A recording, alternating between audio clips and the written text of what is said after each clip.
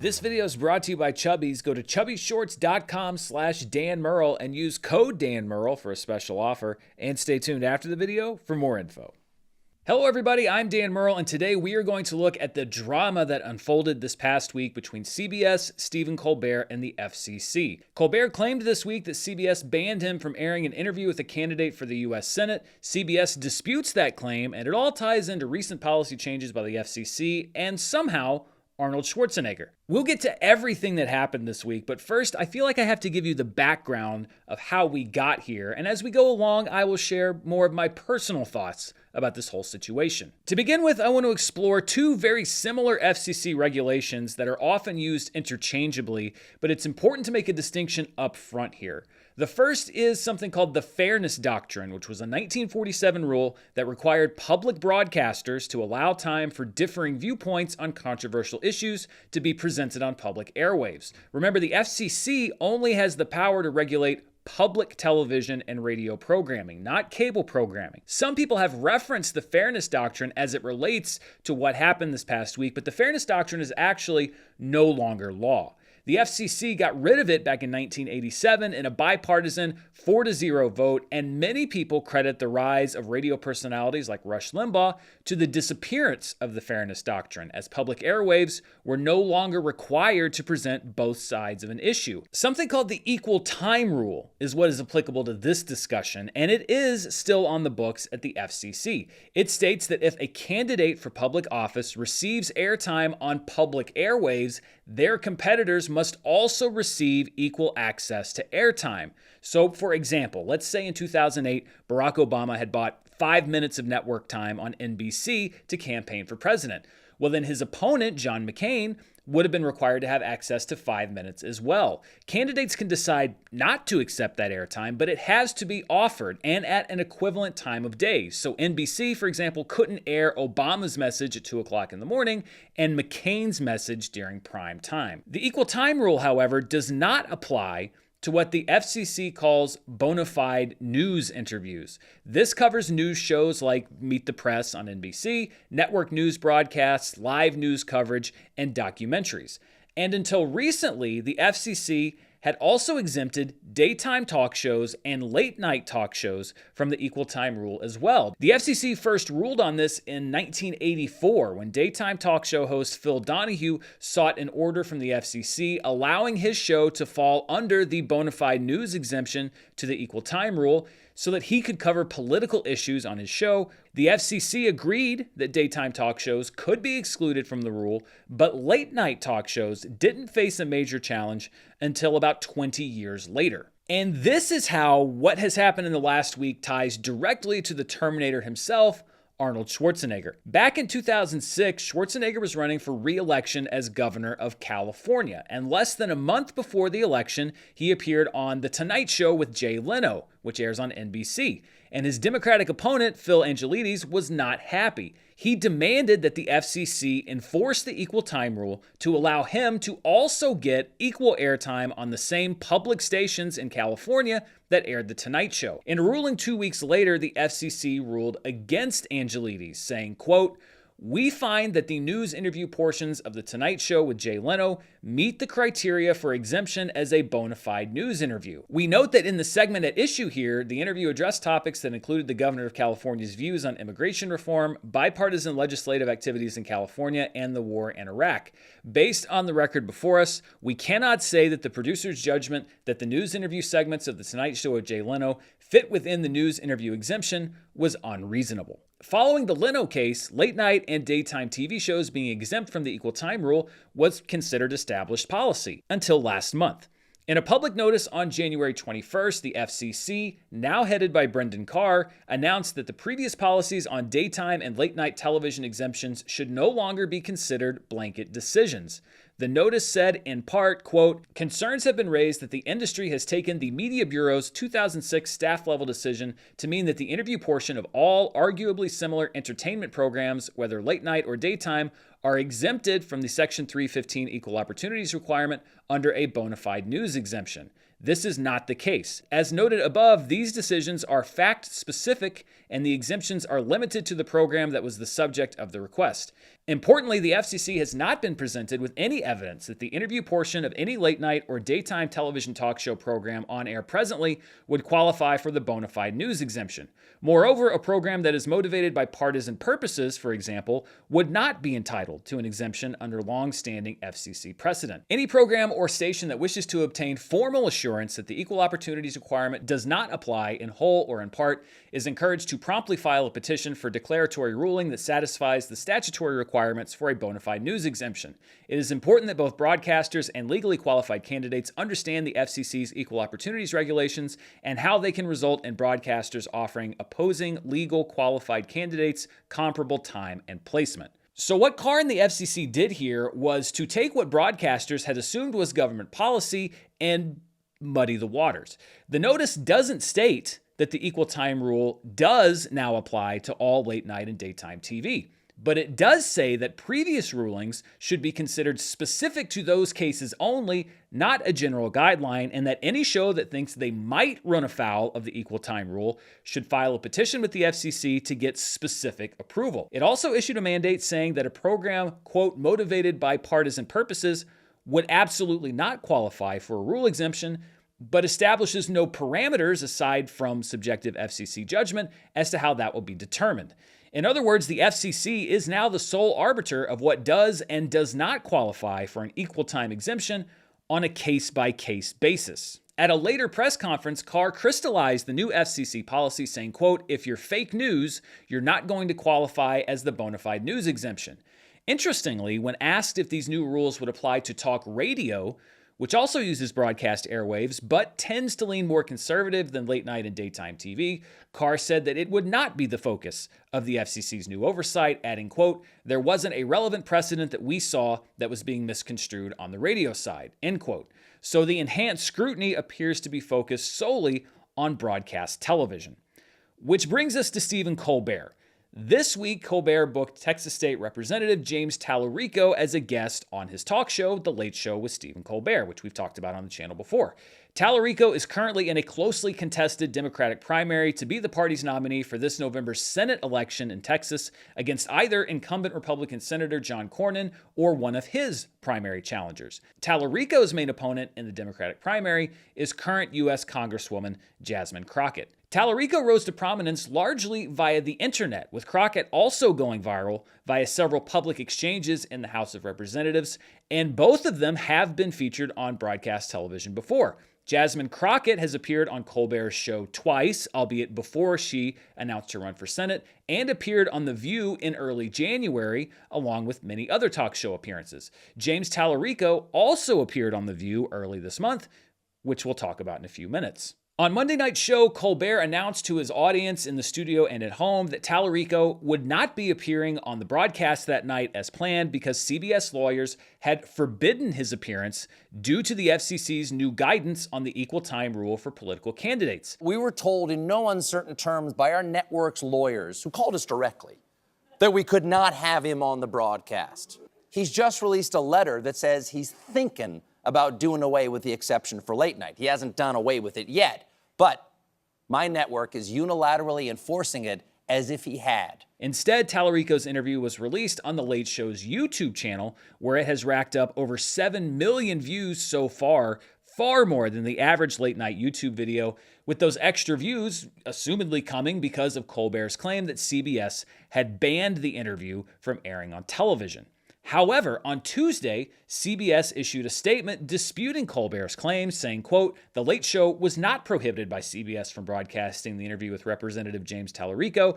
The show was provided legal guidance that the broadcast could trigger the FCC equal time rule for 2 other candidates, including Representative Jasmine Crockett, and presented options for how the equal time for other candidates could be fulfilled. The Late Show decided to present the interview through its YouTube channel with on-air promotion on the broadcast, rather than potentially providing the equal time options. On Tuesday night's show, Colbert disputed the network's dispute, saying that CBS lawyers had cleared the language that he used on the previous night's show and put the blame on the network, calling the network's statement crap and eventually crumpling it up and putting it in a doggy-doo bag. They know damn well that every word of my script last night was approved by CBS's lawyers, who, for the record, approve every script that goes on the air. So with Colbert, we have two stories. We have Colbert's claim that CBS banned the interview from airing on television, and CBS's claim that they never banned the interview, only provided guidance as to how the show could comply with the equal time rule if necessary. Jasmine Crockett, Talarico's opponent, told reporters that it was her understanding that it was The Late Show, not CBS, that made the decision to put Talarico's interview online instead of risking an equal time violation. And the one thing that isn't disputed here is that the network did step in some capacity. Maybe Colbert interpreted it as network interference and a ban, while CBS considered it legal due diligence without a ban. I don't know at this point. But I think there's one thing that needs to be clarified here, which is that the FCC itself did not ban Talarico's interview, and nobody's really saying they did. They only made public statements that apparently made CBS nervous that they might run afoul of FCC guidelines. This is similar to how things unfolded with ABC and Jimmy Kimmel last September. There was no official directive from the FCC ordering ABC to pull Kimmel off the air, but Brendan Carr did make public statements saying that the network could face consequences if he wasn't removed from his show. Ultimately, of course, Kimmel returned to Jimmy Kimmel Live, and ABC did not face FCC sanctions. I've seen a lot of takes from people who believe that CBS did this maliciously and in collusion with the Trump administration, and I guess that's possible, but honestly, I think they were just scared. You can call that weakness or you can call it corporate practicality, but that's what I think happened here. CBS may have even been spooked by a report earlier this month that ABC's The View was under investigation by the FCC after they aired an interview with, you guessed it, James Talarico. A Fox News report cited an FCC source saying that ABC was going to be investigated for not filing an equal time exception for Talarico's appearance on The View, despite the fact that Jasmine Crockett also appeared on the show last month in support of her candidacy. The source claimed that the equal time provision would require The View to also offer on-air time to the third Democratic contender in the Texas Senate race, Ahmad Hassan, as well as Republican Senator John Cornyn, his primary challenger Ken Paxton, and any other Republicans currently in the race. So CBS probably knew when they either banned Talarico or simply provided legal guidance to Colbert that another network was already likely under investigation due to an interview with the same politician. And I can tell you, having worked for many corporations in the past, that rule number one at most of them is to never do anything that might even get you into legal trouble. Well, maybe not most corporations, but let's say some, a lot of them. FCC Chief Brendan Carr confirmed this week that the commission is in fact launching enforcement proceedings against The View and also disputed Colbert's version of what happened with James Talarico. Carr told Fox News' The Ingram Angle, quote, CBS was very clear that Colbert could run the interview that he wanted with that political candidate. They just said you may have to comply with equal time, which would have meant potentially giving airtime to Jasmine Crockett and another candidate. But instead of doing that, they claimed that they were victims. This was all about a political candidate trying to get attention and clicks, and the news media ran with it like lemmings. They just ate it up, end quote. Carr also called the Talarico controversy Democrat on Democrat violence and later called the entire situation a hoax that Talarico perpetrated in order to attract attention and campaign donations. And this is where I consistently have issues with Brendan Carr. On the surface, is it a terrible idea to review broadcast programming and ensure that all sides of the political spectrum are receiving fair treatment on public airwaves and to re-examine which shows need to provide equal time and which ones don't? No, if that process is done in a fair and nonpartisan manner. But Brendan Carr is not able to speak in a fair and nonpartisan manner. He seemingly can't make a public statement without making it clear how partisan he is in his capacity as the head of the FCC. He openly attacks Democrats, he calls the media he himself is regulating fake news, and he endlessly praises President Trump. So I have absolutely zero faith that any of the FCC's latest moves are being done in the interest of facilitating fair political debate. I believe that Carr plans to use this updated FCC guidance to carry out targeted enforcement and single out programs that are deemed hostile to the current administration. This doesn't look like reform to me. It looks like revenge. I don't think it's a coincidence that the FCC statement fell short of saying that all talk shows must now abide by the equal time rule. Instead, the FCC said that the rules enforcement will be determined on a show-by-show, case-by-case basis, and that anything deemed motivated by partisan purposes will have to abide by the rule. This makes it so that the FCC itself gets to make a singular determination on when the rule applies based on a subjective metric of whether a show is being partisan or not. If a late-night talk show wants to book, let's say, a 2028 Democratic candidate for president, for example, the FCC would now seemingly require them to file a petition to have the equal time rule waived. They then could rule that the show does not get the exemption and would also have to offer equal airtime to every other candidate running for president. And in 2024, there were 24 people listed on the national presidential ballot. And many of those candidates, especially the more obscure ones, would likely jump at the chance to appear on the national stage. Yes, this may seem like an unlikely scenario, but I think that the FCC has engaged in a number of unlikely scenarios over the past several months. And so at this point, I think you have to go down the rabbit hole a little bit and try to guess what the FCC could do. What is the most extreme action that they could take? The likely result of a situation like the one I described would probably be that the show just wouldn't book a candidate at all. But the FCC could also, in my interpretation of their public notice, decide that a show that wanted to book a Republican candidate wasn't motivated by partisan purposes and allow the interview without enforcing the equal time rule, making those candidates more likely to be booked and resulting in what the FCC says they're fighting against, which is lopsided representation of one party over another. At a minimum, I think the FCC needs to provide some firm guidelines, a metric for ensuring that the equal time rule will be waived or applied fairly. But even that could get into tricky issues of the government telling a show what can or can't be said on the air in order to have the rule waived.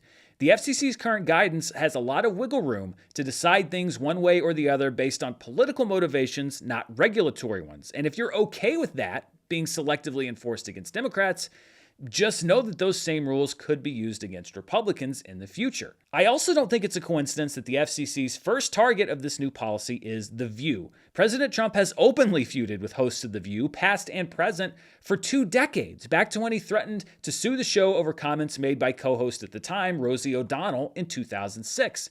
Last summer, a White House spokesperson advised View co-host Joy Behar to, quote, self-reflect on her own jealousy of President Trump's historic popularity before her show is the next to be pulled off air. And as is the case almost every time I do a video like this, if you are a conservative who thinks, yeah, well, the Democrats did this to us in the past, so this is only fair, I think that's just an endorsement of turning an unfair system in the other direction, not establishing a system that is actually fair to both sides. If you're really a proponent of fairness in media, then there should be no partisan targets. There should just be honest regulation ensuring that the programming that is legally required to be fair is fair. The FCC should be a regulator, not a bodyguard. Whether or not there will ever be any closure on the Colbert situation and whether this is going to balloon into an issue with every late night talk show and daytime talk show remains to be seen. But what we do know is that this story is far from over. So that's a bit of a recap and some of my thoughts on the current situation with Stephen Colbert and the FCC. What do you think? Do you think that this is a legitimate attempt to balance the scales of the media, or do you think that this is the weaponization of the FCC against the president's political enemies? Let me know down in the comments below, and thank you so much for watching me here on the channel. And before we go, I want to thank the sponsor for this video, Chubbies. We are bearing down on the last cold weeks of winter. Grit your teeth, we're almost there. But let me tell you what I've been dreaming about. I've been dreaming about the day that I can throw these bad boys back on. These are my swim trunks from Chubbies. Ever since I got them, they have been my go-to if I'm going to the beach, if I'm going to the pool. The pool is more common considering that I live in Arkansas. But if I'm going swimming, I'm wearing these. I'm excited to get back in the warmer weather and enjoy some time in the sun. And you know, spring break is going to be here before you know it. Chubbies swim trunks are engineered with 4-way stretch fabric that are perfect for an all-day swim party or just lounging by the pool. And they're also super soft. They don't have that scratchy synthetic feel that you get from the trunks that you might already have in your drawer. And Chubbies is celebrating 15 years in business with the return of their iconic original shorts, still designed for comfort and built for stretch. With over 2.6 million customers, Chubbies proves that great shorts never go out of style. For a limited time, Chubbies is giving viewers here on the channel 20% off with the code DanMurrell at chubbiesshorts.com. That's 20% off your order with the code DanMurrell at chubbiesshorts.com. Give your thighs the VIP treatment they deserve with Chubbies. And hey, while you're there, why don't you support the show and tell them that I sent you? Thank you so much for watching me here on the channel. Be sure to stay tuned for the latest in movie news, reviews, industry news, box office, and more. Until next time, stay safe, and I'll see you then. Bye.